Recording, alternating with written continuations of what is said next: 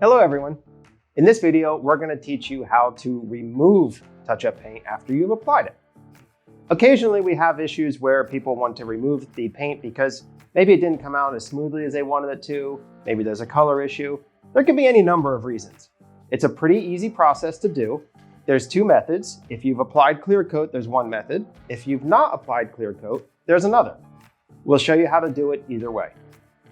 For this example, we've put bright orange paint on this gray mirror and we want to remove it. One side has just waterborne paint with no clear coat. The other side has the waterborne paint with clear coat. The removal procedure is a little bit different, but we're going to show you how to do both of them. For the first one, this is the waterborne without clear coat. This is very simple. I grabbed a cup of water and a clean rag, got the rag wet, and I'm just going to wipe it off. This will only work if it was not clear coated. The clear coat is what protects the paint against the elements. So once the clear coat is applied, there's another procedure. We'll show you that next.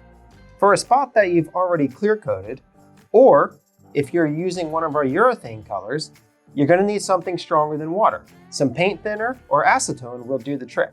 Acetone will not hurt your original finish. Paint thinner will not either.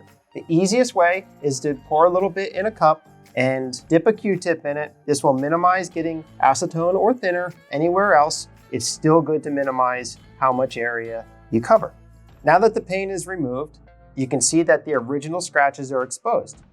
You're ready to redo your project with the correct color.